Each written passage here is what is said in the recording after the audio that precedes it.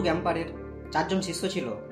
তিনি তাদের সবাইকে বলেছিলেন তার অনুমতি ছাড়া কখনো কিছু করা যাবে না। একদিন এই 5 জন একসাথে একটি গরুর গাড়িতে করে দূরের এক শহরে যাচ্ছিলেন। যাওয়ার পথে গুরু গ্যাম্পার ঘুমিয়ে পড়েন। তার মাথা এক পাশ থেকে অন্য পাশে দুলতে থাকে আর তার মাথার পাগড়িটি গড়িয়ে রাস্তায় পড়ে যায়। তার শিষ্যরা সেটা দেখেও কিছু করল না, কারণ তাদের গুরু বলেছিলেন তার অনুমতি ছাড়া কিছুই করতে নেই। তাই কেউ গাড়ি থেকে নেমে পাগড়িটা তুলতে গেল না। কিছুক্ষণ পর গুরু গ্যাম্পারের ঘুম ভাঙে। শিষ্যরা যখন তাকে পাগড়ি হারানোর কথা জানায়, তিনি খুব রেগে যান।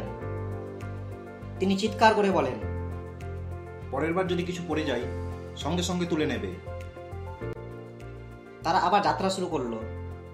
কিছুক্ষণ পর গরু দুটো রাস্তায় গোবর দিল। সঙ্গে সঙ্গে 4 জন শিষ্য গরুর গাড়ি থেকে লাফিয়ে পড়ে সেই গোবর তুলতে ছুটল।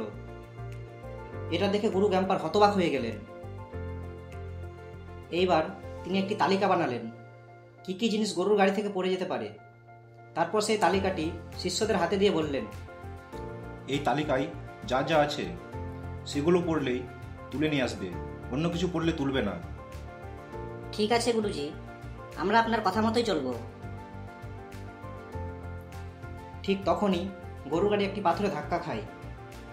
ধাক্কায় গুরু গ্যাম্পার গাড়ি থেকে ছিটকে গিয়ে একটি খালে মাথা উল্টে পড়ে যান। তিনি চিৎকার করে শিষ্যদের বলেন তাকে তুলে আনতে, কিন্তু শিষ্যরা তার দিকে ড্যাক ড্যাক করে তাকিয়ে থাকে আর বলতে থাকে,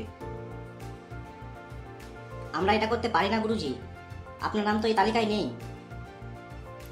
তিনি বারবার অনুরোধ করলেন, কিন্তু শিষ্যরা শুনল না।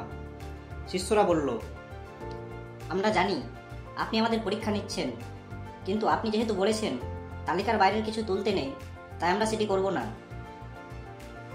গুরু গ্যাম্পার চিৎকার করে বললেন, তালিকাটা দাও আমাকে। শিষ্যরা তাকে একটি তালিকা আর একটি কলম ছুঁড়ে দিল। গুরু গ্যাম্পার তাড়াতাড়ি নিজের নাম তালিকায় লিখলেন। তারপর সঙ্গে সঙ্গেই তার আজ্ঞাবহ শিষ্যরা তাকে খাল থেকে তুলে এনে আবার গরুর গাড়িতে বসিয়ে দিলেন।